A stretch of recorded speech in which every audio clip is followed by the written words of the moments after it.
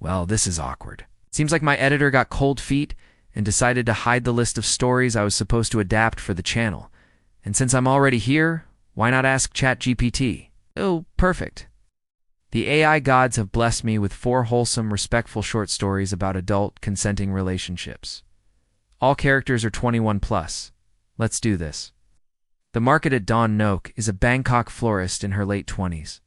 Her flower stall sits nestled between a fortune teller and a noodle soup vendor at the bustling Torokor market, a shopper's paradise and a photographer's dream. One morning, she noticed an unfamiliar face, a silver-haired man with keen eyes examining her jasmine garlands. He was David, a retired British photographer in his early 60s, drawn by the allure of simplicity and the fragrance of tradition. He approached Nook, asking about the symbolism of the flowers. Nook, with a warm smile and the ease of someone who has heard the question, 1,000 times explained that the white jasmine symbolized maternal love and respect, often used by Thai women to pay homage to monks or revered elders. This exchange marked the beginning of a beautiful intergenerational friendship. Their routine quickly formed. David would meet Noek at her stall every morning before the market buzzed to life. They'd share a cup of coffee, Nock's treat, and then he would buy the flowers he wished to photograph that day. Afterward, they would stroll through the market, discovering hidden corners and sharing stories. Some days, they practiced English and Thai, Noak helping David navigate the complexities of Thai grammar, while he, in turn, honed her pronunciation of Shakespearean sonnets. On quieter days, they would walk along the Chao Phraya River, sitting on the banks to count the slow boats passing by, each one carrying its own story, just like them. As weeks turned into months, their bond deepened, unaffected by the curious glances of onlookers. Age became just a number, eclipsed by their shared love for art, language, and the quiet companionship they found in each other. One day, however, David's knee gave out, forcing them to sit on a park bench. Nook, ever resourceful, bought him some kotam, a savory rice soup, and arranged for a tuk-tuk to take him to the clinic. At the hospital, while waiting for David, Nook scrolled through her phone. An idea sparked. She created a simple website showcasing her flower arrangements, something her customers had been requesting for a while now. But she lacked the technical know-how. Now, with David's health in mind, she reached out to him, asking for help. Touched by her initiative, David, being the tech-savvy Brit that he was, designed the website, setting up an online shop where customers could place orders for temple holidays or special occasions. Soon, Nock's flower stall wasn't just a place to buy flowers. It was a hub where tradition met innovation. All thanks to the blooming friendship between a young Thai woman and a retired British photographer. The cooking class. Pai, a spry 32-year-old with a quick wit and an even quicker smile, taught weekend Isan cooking classes in Chiang Mai. Her students were a delightful mix of curious tourists and eager locals wanting to master the art of their culinary heritage. Among them was Mark, a 55-year-old retiree from the UK, who had taken up cooking as a hobby after retiring. But his culinary journey was fraught with mishaps, especially when it came to sticky rice, which he had burnt 3 times in a row. Determined to conquer this Isan staple, he signed up for Pai's class. Their initial interactions were filled with Mark's sheepish grin and promises to follow instructions more closely. But soon, a unique rhythm emerged between them. While Mark was meticulous with recipes, following measurements to the gram, Pai cooked by feel, taste, and intuition. Their contrasting styles led to lively discussions about the role of precision versus creativity in cooking. But amidst the laughter and the burnt pots, a deal was struck. Mark would trust his tongue more, and Pai would write down her by-heart recipes. Months went by filled with the aroma of lemongrass, garlic, and chilies. Mark's kitchen confidence grew, and their class evolved into a supper club for friends. Under Pai's patient guidance, papaya salad was pounded to the rhythm of laughter, grilled chicken, marinated in families, shared stories, and sticky rice emerged, golden and fluffy, a testament to Mark's progress and their enduring bond. Then one evening, a violent storm flooded Pai's family farm, causing extensive damage.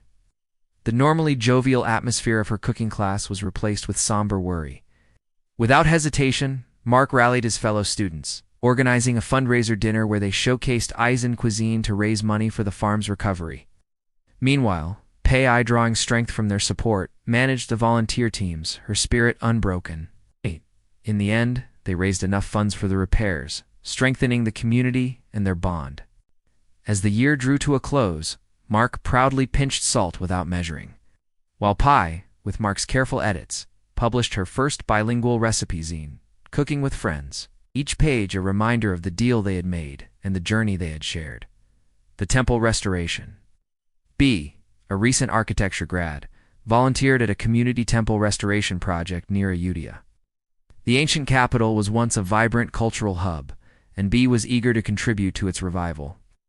However, she soon realized that working on such a historic site came with its challenges. The temple's intricate details and age demanded patience and precision. Enter Ken, a calm 58-year-old Japanese Thai translator, with a deep love for history. Intrigued by the project, he joined B, drawn to the opportunity to be part of something bigger than himself. Their collaboration began hesitantly. B, brimming with energy and ideas, often jumped into projects without fully understanding their historical context. Ken, with his wealth of knowledge and methodical approach, provided a grounding force, guiding her to see the bigger picture. Together, they mapped out the murals, documented the faded pigments, and negotiated with contractors to preserve the original woodwork. Amidst the dust and the scaffolding, a quiet bond grew between them. B admired Ken's steady patience and his ability to find beauty in the weathered stones. Ken, in turn, was impressed by B's fearless questions and her dedication to preserving their cultural heritage. Months turned into years, filled with the rhythmic chants of monks and the steady hum of restoration work. Finally, the day arrived when they unveiled the restored Viharn to the public. Under the glow of newly wired lanterns, B and Ken stood side by side, a testament to their years of collaborative work. As the abbot thanked them for their contributions, B squeezed Ken's hand, realizing that their partnership had created something truly special. It wasn't a grand romance, but a steady, unwavering commitment to a shared purpose. It was a quiet love story, written in the language of history and bound by the shared dedication to the temple's restoration. The coffee and the classroom. Mint, a 29-year-old graphic designer, juggled her passion for design with the demands of studying data analytics at night. To make ends meet, she also worked at a cozy neighborhood cafe during the day. Cafe was a local favorite, known not only for its delicious coffee and pastries, but also for the motley crew of regulars who gathered there. Among them was Arturo, a visiting professor in his early 60s, who had become a fixture at the cafe. He was a regular, always ordering a different specialty coffee and sipping it slowly as he read a book. One day, Mint was tasked with grading papers for Professor Arturo's class. Seated at the cafe, she found herself intrigued by the man who had become a familiar yet enigmatic presence. Gathering her courage, she approached him and introduced herself. Intrigued by her passion for data analytics, he invited her to join him and learn about the world of academia. Their connection was immediate, forged over steaming cups of coffee and animated discussions about everything from data sets to dreams. Arturo, with his vast life experience and global perspective, became a mentor to Mint, guiding her through the complexities of her studies and opening her eyes to new possibilities. In turn, Mint, with her youthful energy and local insights, helped Arturo navigate the digital world, assisting him with his research and introducing him to the best Thai indie films. Their friendship was an unlikely yet beautiful blend of wisdom and youth, coffee and conversation. When Mint landed an interview for an analyst job, she was a bundle of nerves.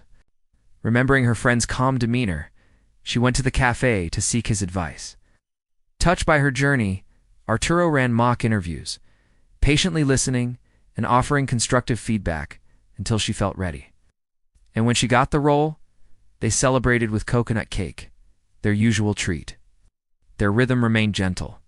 Weekends were for films, weekdays for check-ins, and every day was filled with a shared note in her phone titled Things We Relearning, updated in 2 languages, a testament to their friendship and the boundless lessons life offered. And that's our show. If you enjoyed these tales of intergenerational love, let us know. We'll see you next time.